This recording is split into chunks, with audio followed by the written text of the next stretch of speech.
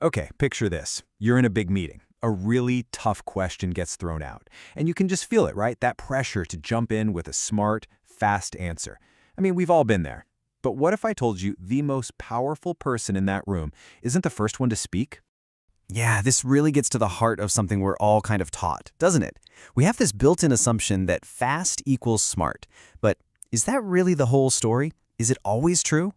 And, let's be honest, it makes a lot of sense on the surface. I mean, someone who fires back an answer right away, they seem confident, they seem sharp, totally on top of their game. We see it everywhere, in debates, in class, in work meetings. That quick response, it grabs all the attention.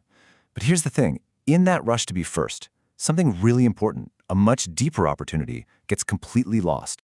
So this is where we really have to flip the script on how we think about this. We see someone pause, and our immediate thought is, oh, they're hesitating, or they don't know the answer, right? We see it as a weakness, but the reality is it's the complete opposite. A deliberate pause isn't a sign your brain has stalled out. No way. It's a sign it's kicking into a much higher gear. We're talking about real executive control and serious strategic thinking.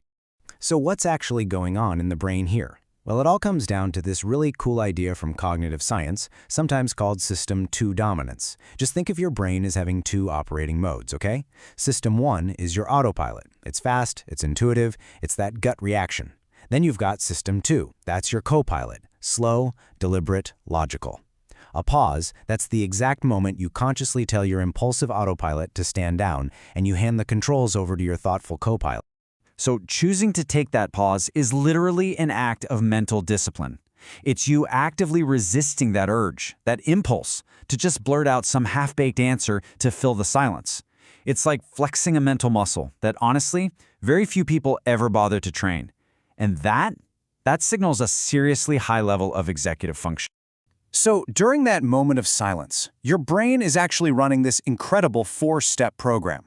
First, you're not just hearing the words, you are absorbing the information. Second, you're pushing back against that knee-jerk System 1 impulse. Third, you're firing up that deliberate System 2 thinking. And all of that leads to the fourth and final step. You formulate a genuine insight, not just a simple reaction. And this part is so important. All that internal work, it unlocks a powerful external skill. See, from the outside, it might look like nothing's happening at all, just silence. But that silence isn't empty. It's a workshop. The person who's pausing isn't just sitting there thinking. They're engaged in something really powerful called active observation. So what's actually going on in this workshop of silence? A ton. They're analyzing all the unspoken stuff, the body language in the room, the subtext behind the question itself. They're spotting hidden patterns that all the fast talkers are completely blowing past. They're connecting dots, pulling together ideas from all over the place, and yeah, they're even thinking 2 or 3 steps ahead, anticipating what the next question is going to be. And the result of all that? It's almost like a superpower. Seriously. This active observation lets you see the entire chessboard, not just the piece that's right in front of you. While everyone else is in a frantic race to be the first one to speak, the slow thinker is quietly gathering all the critical data that everyone else is completely ignoring. And when you put it all together, the difference in the final impact is just huge. Look, the fast talker, they make a quick impression, sure. They might score a few surface-level points, but they almost always miss the important nuance. The slow thinker, on the other hand, they deliver a truly considered insight. They show a much deeper understanding, and what they say ends up being a high-value contribution that can literally change the direction of the whole conversation. I think this quote just sums it all up perfectly.